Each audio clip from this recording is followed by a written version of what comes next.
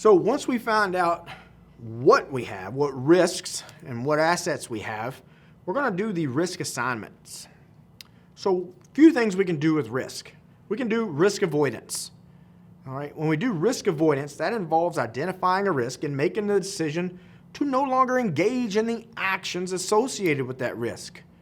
So I know if I do this and there's this much risk, I might stop doing this, so now I have no risk. Why do something if I can't stop it? If there's no other way to deal with the risk, I'll just avoid it altogether. I know I have this system. It's constantly being under attack. I can't service my customers. It's under a DOS attack all the time. There's no controls I can put in place, so I'm just going to avoid. I'm going to unplug it. Now, sometimes that's not feasible, right? If you run cloud services, or if you run, services for hundreds or thousands of customers, you can't just avoid the risk. You can't just unplug your services. I guess you can, but you're going to go out of business rather quickly. So that may not be the best method for you. Maybe something like risk transference would be a little bit better. Now, that doesn't mean we take all the risk and we transfer it off onto somebody else, but here, take care of my problems for me. This is more of like sharing the burden with somebody else. Like, think about insurance, right? That's transferring some of the risk to someone else. So you're not responsible for everything. If you have homeowners insurance and something happens to your home, yes, you are responsible for part of that, but the insurance company is accepting some of that risk. That's why some of the riskier things cost more money, because the likelihood of it happening is more than, say, something happening to your house. Life insurance, if you jump out of airplanes, or you're an astronaut, or things like that, things that carry high risks, you may have a harder time getting life insurance, or you're going to pay more for it because you do riskier things. The likelihood of something happening is a little bit more. So you'll transfer some of that risk off. You can mitigate the risk. We always take steps to reduce the risk. We're mitigating what's going on. So if you drive a car and the risk is high of you having a wreck, mitigating that risk, you could drive slower. All right, you could learn how to drive better. May take a different road. So you mitigating that risk. That could be kind of avoiding the risk if the road is the risk, right? But we're putting steps to reduce the risk. That's mitigation. We could do risk deterrence. Now, this one is not as popular, but this is knowing something about the threat, the enemy, and letting them know that if you do something to us, if you do something to my systems, we might do something right back. Not the best idea. Risk deterrence is usually like a banner. You log in, right? This belongs to certain individuals or certain corporations. Anything done to this could be constituted as an attack, and we may take legal action.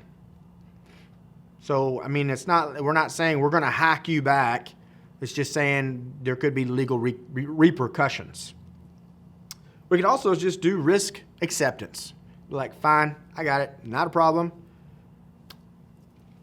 We usually do this like if the cost of putting like a mitigation control in there, or any of the other ones we talked about, exceeds the value of harm that would occur if the risk actually happened, if it came to fruition. So we could just accept it. We'd be like, well, we have a server. It keeps getting attacked. Every time it goes down, it costs $1,000, and it goes down 4 times a year. So there's $4,000. But I can put a firewall in place and stop that 50% of the time, but the firewall costs $10,000. So is that investment going to be worth just accepting losing $10,000 every time, or $2,000 every time, Probably not. Most people won't pay $10,000 to protect $2,000. So they'll just be like, all right, we'll just accept that risk. That's fine. It's not a problem. We know what's going to happen. But again, putting something in place is going to be more of a burden, costs more. It's not going to work. And so we'll just accept the risk. So when it comes to acceptance of the risk, who is going to be assigned this risk for risk assignment and risk acceptance?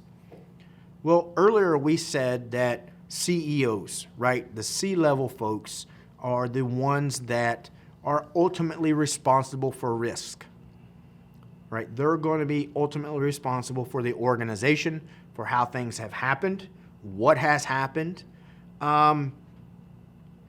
But again, they get that information from you as the security professional. So not only does it affect them and affect the company, the organization, it's going to have a trickle-down effect. So the company may be assigned the risk, but it could be individuals that are also assigned the risk. It depends on your organization. It depends on what type of organization you have. Now, we do have some countermeasures we can put in place, like accountability, right? Who can be held responsible? That would be a countermeasure that we can put in place. Ease of use, automation, sustainable, secure. All these, right, are countermeasures. Countermeasures also protect confidentiality, integrity, and the availability of our assets. Hopefully, countermeasures can be backed out in the event of an issue. Sometimes, I've seen this happen probably more than once, but you'll apply a patch. That a patch doesn't play well with some proprietary software. So you have to back that out, back that patch off that operating system and figure something else out. Countermeasures need to be consistently applied, like our patches. They need to be cost effective. They need to be reliable. They need to come from a trusted source, meaning we know who that source is, right? If it's a countermeasure, let's say it's a new driver, and we need an updated driver for this piece of hardware. Get the driver from the original vendor, from a trusted source. Don't just find somewhere on the web to download drivers when it may not be the right driver exactly. Countermeasures need to be independent from other countermeasures where we don't have any overlap. That means, well, we got a countermeasure, but in order for that to work most effectively, you need to get this other one, and then maybe this other one, and then maybe this other one. It's just going to lead to more and more problems. So they need to be independent of each other. We don't want them to create additional issues during operation. Countermeasures are put in place to help us. We don't want them causing more issues, more problems, where we as professionals, IT professionals, have to go in and fix more problems. We're under enough pressure as it is. We don't want it to leave any residual data from its function. Again, we don't want it to cause more problems. We don't need more data. We don't need more stuff, if you will, to cause us more headaches.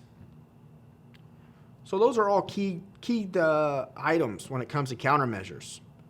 Needs to have accountability, auditability, come from a trusted source and independent, cost-effective and reliable, secure, sustainable, automated, be easy to use. Again, protect the CIA triad, right? Those pillars of security that we build everything off of. Don't let them create any more issues, and let them know or make sure that it can be backed out in case there is a problem. So when we talk about countermeasures, we had lots of criteria to meet, but when it comes to implementation, there's some questions we need to ask ourselves, like who, what, why, when, where, how, what budget? So we have the latest and greatest countermeasure, the control we're going to put in place.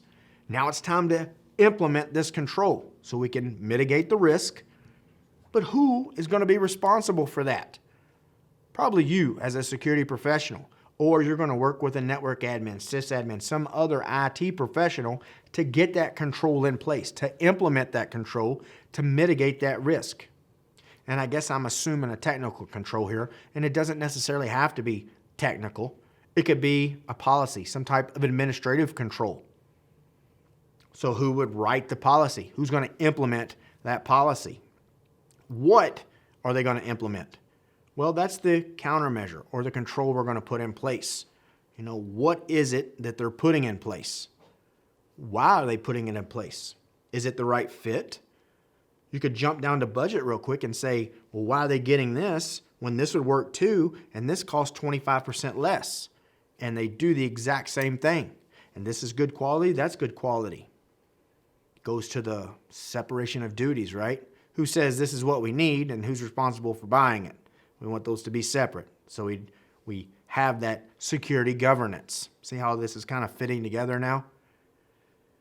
When are they going to implement it? Are they going to test it first? And that goes back to the who when I say they. So when are they going to do this implementation of this countermeasure? I guess it would kind of depend on the criticality of the risk. Well, we keep getting downtime over here. So we need this like yesterday. We need it right now. So the who is going to have to do the what right then. And where? Where are you going to implement this? Is this a organizational-wide policy? Is it a specific security policy? Is it a user policy? Is it an IT policy? Is it a network firewall? Is it a host-based firewall? Different things we have to think about. How are we going to implement it? Goes back to the when, kind of. Those two would go together. How are we going to implement this? Are we going to do it at night when nobody's in the office? Are we doing it on the weekend? If it says we have to do it right now, how are we going to do that and keep everybody in production? And then do we have the budget for this implementation? That goes back to our risk analysis as well, right? Quantitative versus qualitative analysis. Is it going to be worth it putting this control in place? This costs so much money. Our ALE, annual loss expectancy, is this much money. Is that cost effective for the organization? So do we have the budget? Do we have the financial support to implement this countermeasure? So all questions we have to ask ourselves when it comes to this implementation of controls. Now, I keep talking about controls, and there are some different ones that you need to be familiar with as a CISSP. First one we talk about is preventative controls. Now, these are deployed to stop unwanted or unauthorized activities from occurring because we're trying to prevent you, right? I'm trying to stop you, like fences, locks, biometrics, man traps, job rotation, data classification, separation of duties, access controls. Encryption is a very good preventative access control. I'm stopping you from seeing my data. Closed circuit television, callback procedures, security awareness training, antivirus, intrusion prevention systems, firewalls. These are all preventative systems. We have detective access control. This is deployed to discover unwanted or unauthorized activity. Now, detective controls operate after the fact, right? We can try to stop you from ever occurring, but now something has occurred. You got past our preventative controls. We stopped you though. We got rid of the threat. We patched the vulnerability. Now we're going to go back to our detective access controls and to see how.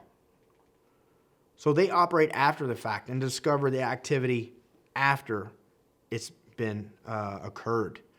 So detective access controls, motion detectors, recording, logs, closed circuit television, audit trails, honeypots and honey nets. Very popular when it comes to detective because that's what they're designed for. Intrusion detection system and intrusion prevention system, supervision and reviews of users, incident investigations, all ways we can go back after the fact and get information about what has happened. We can have a corrective access control. This modifies the environment to return systems to normal after an unwanted or unauthorized activity has occurred. So what they do is attempt to correct any problems that have occurred as a result of that security incident that's taken place inside your organization. So they can terminate malicious activity. They could reboot a system, for example. So they're doing something. They're not just trying to stop you. They're not just looking to see what's done, has happened. This is happening right now, and I'm trying to stop this action from occurring. It could be antivirus solutions, right? We have antivirus, host-based antivirus on your computer. A virus gets in or malware comes in. Corrective access control, like your antivirus, tries to kill or sanitize that virus that you may be getting or downloaded accidentally. Backup and restore plans need to be in place to ensure that lost data can be restored. We can also have active intrusion detection systems, which the ones that make changes are the intrusion prevention systems. Those could be corrective access controls. We have an intrusion prevention system on the perimeter. It sees an influx of SYN packets coming in. It may detect that that's a SYN flood, right? Somebody's trying to DOS our network. So it may push it off to a protected VLAN, taking corrective access control. We could have deterrent access control. This is deployed to discourage violations of security policies, like those banners I was talking about earlier. Now, deterrent and preventive controls, they're similar, but deterrent controls often depend on individuals deciding not to take the action. So I can put, say, a fence or a lock or a banner on the login screen of a computer, security cameras. Those are all deterrents, but it's not really going to stop anybody. If they want to go over that fence, they're going to figure out a way. They can go through it. Security cameras, they can walk right past it and wave. Right? It's not, a security camera is not going to prevent them. It won't jump down off the ceiling and tell them to stop. That's deterrence, not preventative care. Locks. You know, my parents, growing up all the time, they said locks only keep out the honest people. And I guess if you really think about it, that's true. Because your door lock, it does keep out the honest people. If somebody wants to get in, they're going to figure out a way. They'll bust the door down, come through the window, whatever. So those are deterrents. You could also have directive access control. This is deployed to direct, confine, or control the actions of subjects to force or encourage compliance with security policies.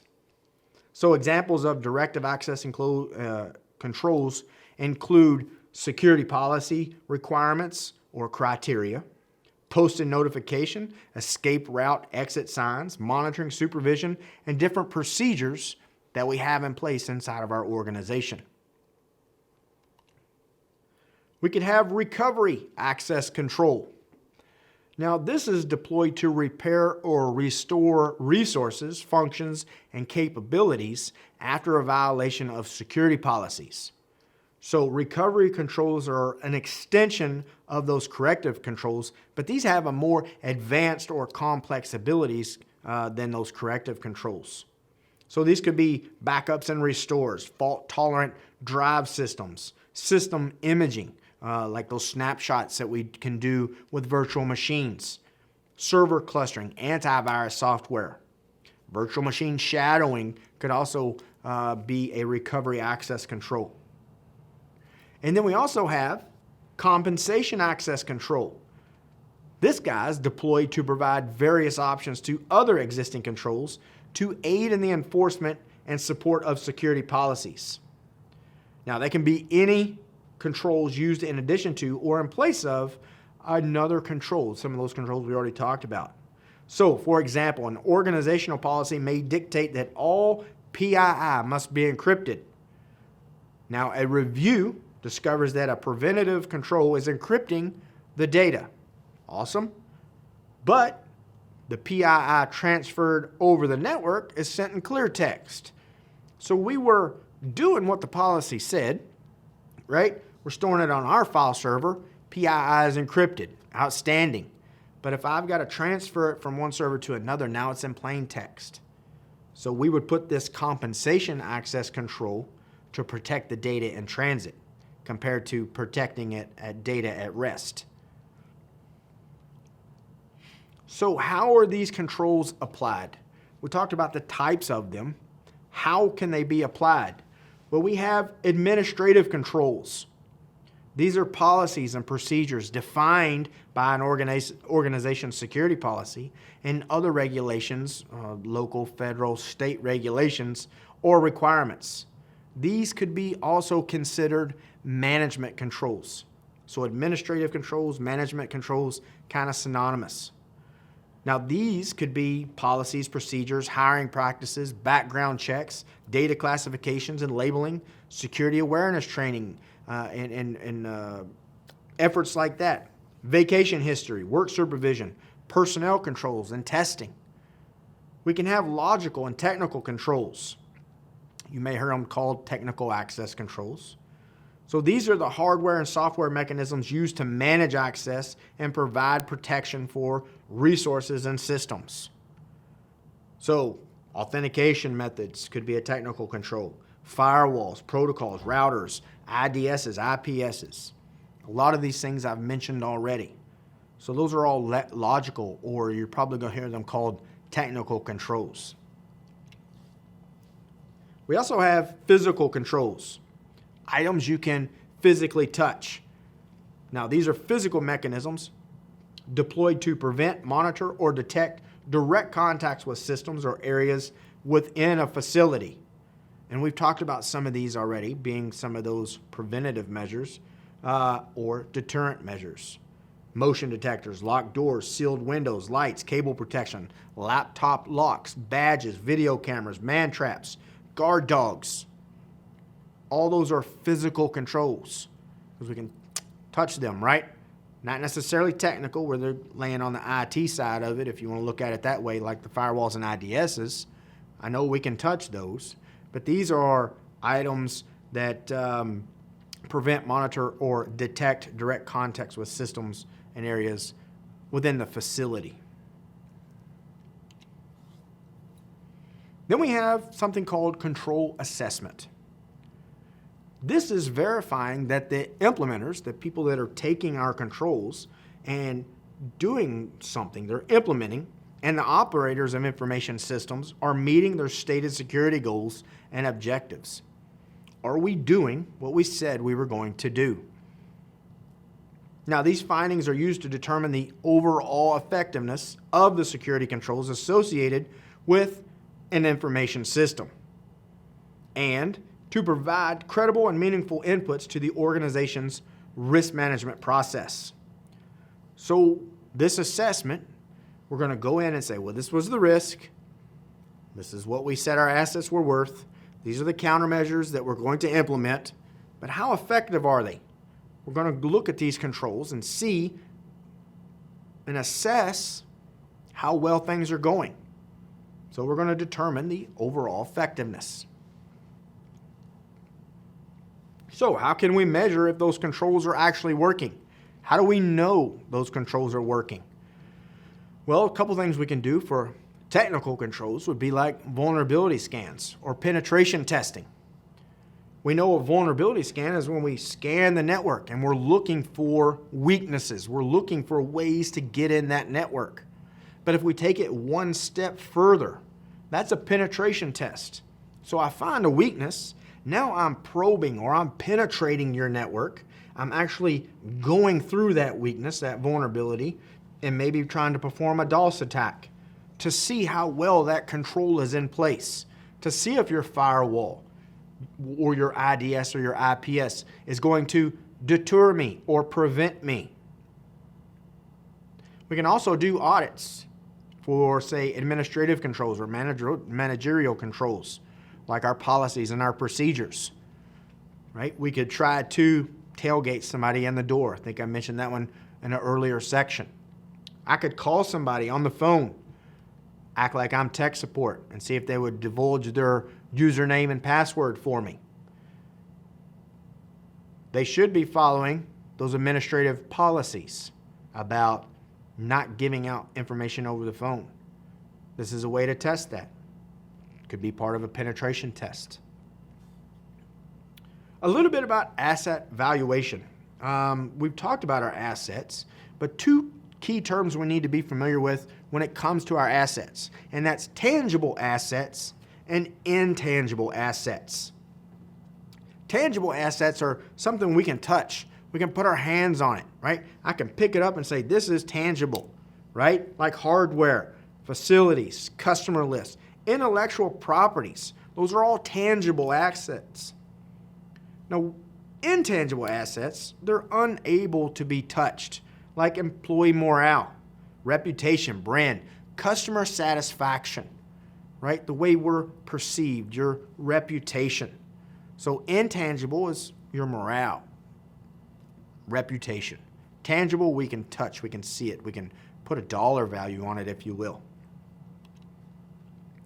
And then reporting. Reporting our risk analysis needs to go up the chain as high as it can go. Now, we talked about that earlier.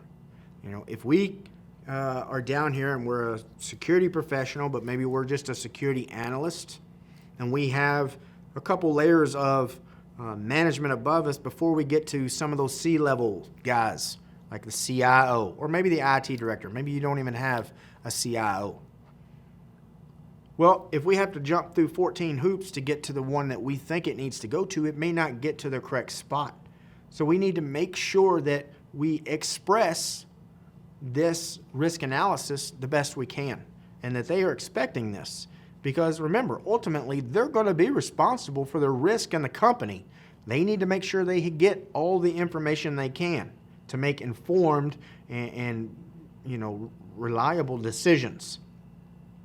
Now, depending on the report audience, all right, the ISO needs to understand terminology, and they also need to understand how to explain technical topics in everyday terms. And I think I've mentioned this a couple times. Because in your risk analysis report, you may have an IT director you report to, but you may also say give it to the board, because they're going to have to decide where to spend money to put things in place to protect the organization. Well, the board, again, may not be super technical folks. They understand the business processes and have a global view of how things are in the business. You're there for a specific reason because you are a security professional and you are more technical. So that report for the board may not be as technical. And if you do have to put technical terms, maybe a glossary of some sorts explaining what those technical terms mean. But if you have to give it to an IT director or some type of IT lead, you may make that more technical, because more than likely they're going to understand that terminology. They're going to understand what you mean. So instead of writing out annualized rate of occurrence or annualized loss expectancy, like you might in a board's report, you may just put the acronyms, because the technical person may understand that a little bit better. Now, when it comes to risk and when it comes to your organization, we want continuous improvement. And again, I went on the web and looked for images to help convey this a little bit better. And there are hundreds of them out there. And I found one that I just thought looked pretty nice. But you may see something called the PDCA, Plan, Do, Check, Act. It's also known as the Deming cycle, where we plan something, we do it, we check it, and then we act upon it. So the plan, establish the objectives, plan the processes. The do, we're going to implement those processes, execute them. Check, we're going to study the actual results, compare them against expected results to see if it's doing what it is we thought it was going to be doing. And then we can act. We can take any corrective actions, analyze the differences. So we had a plan, we did them, we checked them to see if they were doing what they were supposed to. If they are, great. If they're not, we need to act again. And then we can start the cycle all over again, because we have continuous improvement. Just like earlier when we said The business is always evolving, improving, getting better, selling more products, becoming more productive. This is what we're talking about, continuous improvement. We do this in our everyday lives, right? We want a better job. We want better health. We want better this, better that. And hopefully we're trying to improve upon it all the time. We want to be smarter in IT. You want to improve, you're taking a CISSP course. How could that not be improvement? So it's always continuous improvement in our skills, in our life cycle, in our lifestyle, in our businesses, in our risk analysis, in our security governance. We're always doing this continuous improvement. And then the risk frameworks. Now, the policy objectives, they mandate and have commitment to manage risks. So that's kind of what a framework does. It's the way things are done, right? And there are literally dozens of these out there. We talked about frameworks a little bit earlier and finding one that fits your organization. So the organizational arrangements include plans, relationships, accountabilities, resources and processes and activities, and should be embedded within the organization's overall strategic and operational practices and policies. So that framework needs to meet our business outline as well. And that's what I was talking about earlier. When we're going to pick the framework we want to use, our organization needs to fit it as closely as possible. Now, we could have a security program framework. So the organization's security program should be tailored to specific needs of the business. Now, we need to take into consideration, again, the overall mission, like we said, the business objectives, operating climate, and any strategic and technical plans that they may have for the organization. Now, there's many frameworks, like I said, for us to follow. A couple of them I listed here. The ISO 27002, the Code of Practice for Information Security Management. Now, this is an international standard jointly issued by the ISO, the International Organization for Standardization, and the International Electrotechnical Commission. And what this does is provides the best practices framework for implementing and managing an information security program. So it's a good outline, best practices framework. Very good place to start. If you've never looked at a security framework, you could look this one up. And this would be a very good place to start for you to start learning and looking and seeing how these frameworks are laid out. Now, we also have the 27001. This is a little bit more detailed implementation of guidance for the security practitioner, you, and defines the requirements for formal specification of an information security management system that can be independently certified. So, in other words, this is more of a standard compared to the 27002 guideline. The other one was kind of just like a best practices guideline. This is more of a standard of how things need to be done.